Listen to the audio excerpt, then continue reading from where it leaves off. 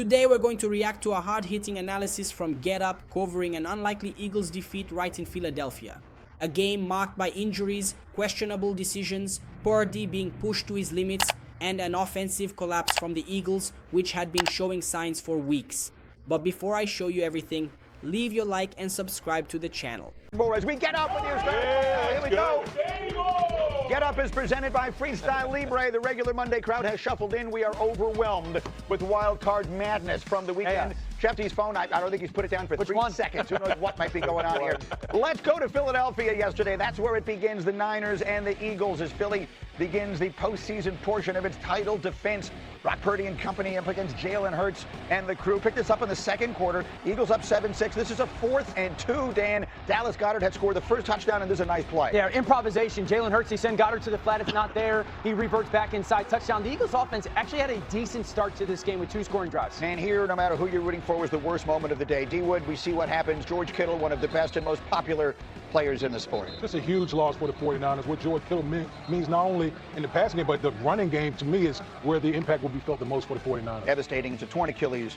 It'll be a while before we see him. Okay, now we go all the way to the first play of the fourth quarter with the Niners down 16-10. And Dan, this is special stuff. Remarkable call by Kyle Shanahan coming out of the quarter, excited to break it down because there's tea leaves that he leaves before that actual play call of when and the why. The jet sweep reverse. Jennings takes an absolute shot throwing that football. They threw a flag. Good throw. Ridiculous catch by Christian McCaffrey. Jennings was a 4-star quarterback coming out of high school, I'll remind you, and the 49ers take a 17-16 lead. So now we can't make a mistake if we're Brock Purdy and we make a mistake. Quinyon Mitchell was great yesterday. He's been great these playoffs, really. In 2 interceptions, he undercuts the crosser, gives Philly's offense some life. Eagles kick a field goal. They're up 19-17. And then, Rax, if you're the 49ers, you have only one place to go, and that's to Christian McCaffrey. Yeah, and everybody in the ballpark knows it's coming. You still can't stop. And they went to him, and they went to him. How many different ways can you get him the football? You throw him the screen, now you hand it off tackle to him, and then the touchdown pass that kind of gives them that big lead was a ridiculous route concept. Starts to the right, goes to the left, comes back on an angle into the middle of the field. Basically impossible to cover. Touchdown, yes. Extra point, no good. 23-19. Now, Eagles driving for their season. This is 4th and 5 season on the line. They're going to Goddard. Yeah, I love the fact that they get in so many creative formations and motions. I'm being facetious. Yes, Goddard wins on a crosser there.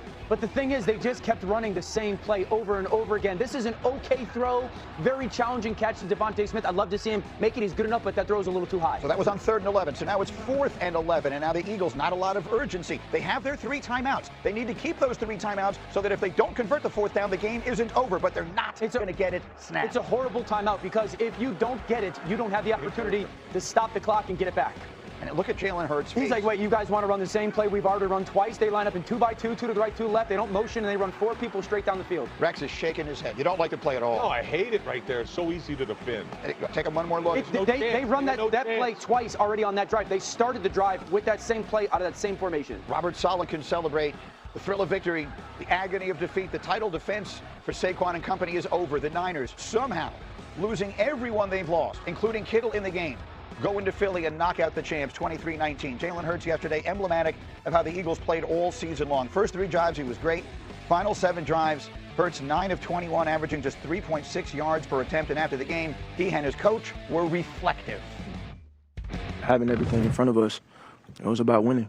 And that's something that we didn't collectively do, and that starts with me.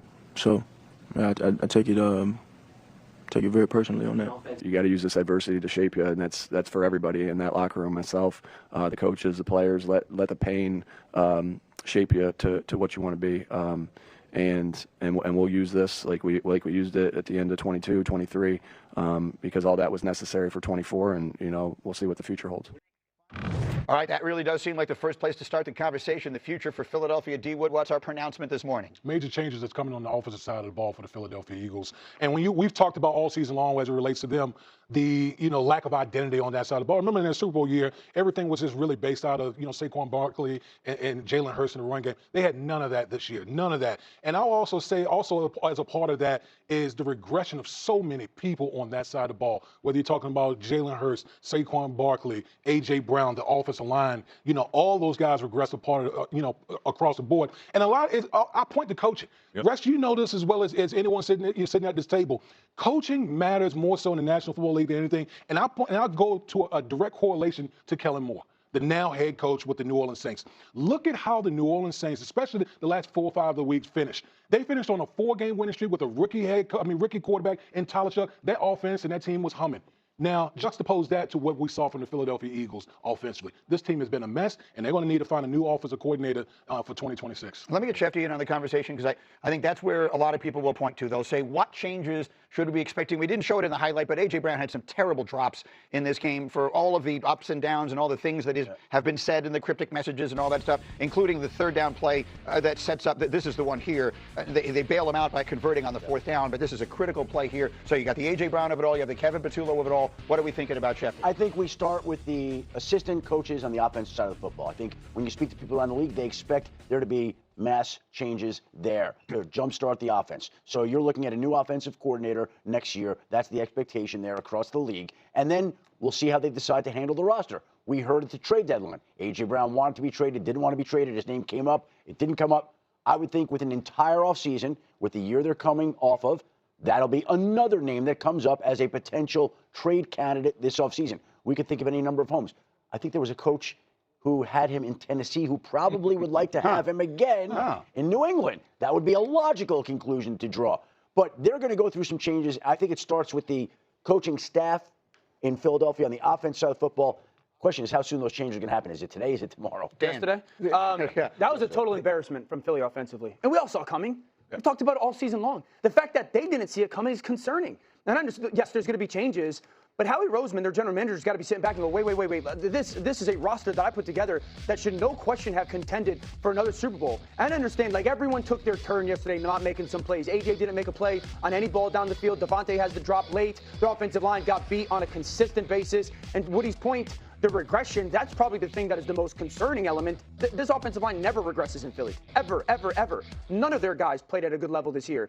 And you've watched Jalen Hurts be a guy that will not throw the ball at the middle field. I mean, every single ball that he throws and completes is 8 yards to the sideline. And the thing that has to be the greatest concern is we have talked about all of these issues for literally every single week this year. Every single week. If we're all seeing it and we're not getting paid to see it at that level, how come not only their offensive staff didn't see it and or adjust, but the head coach didn't see it and or adjust? That's got to be something that and the head coach has that knowledge too. I mean, that's why they hired him. That's got to be talked about as well. That we all saw this embarrassing performance coming, and it still happened, and it was allowed to happen. Yeah. So what you're saying is it's impossible that they don't recognize the problems. It means they were unable to fix it, or right? Unable to from their vantage point, or their belief that they're unable to from the player standpoint. Rex, that offense? Do you tell me exactly? Well, first off, I mean, this would be the easiest offense in the league to defend. Tell me why. And in my opinion, this game was much more about identity than about talent. The 49ers lost key players, but they never lost sight of their plan. Purdy made mistakes, was under pressure, but kept his cool when it mattered most. On the Eagles side, the problem wasn't just execution, it was stubbornness. The same play calls, the lack of adjustments, the predictability on offense, and a clear regression of key players throughout the season. That's no accident, that's a direct reflection of the coach. This loss isn't the end of the Eagles' season, it's the beginning of profound changes. And if Philadelphia doesn't learn from this collapse, the future could be much more turbulent than they imagine. But that's it, subscribe to the channel so you don't miss the next ones and leave your like.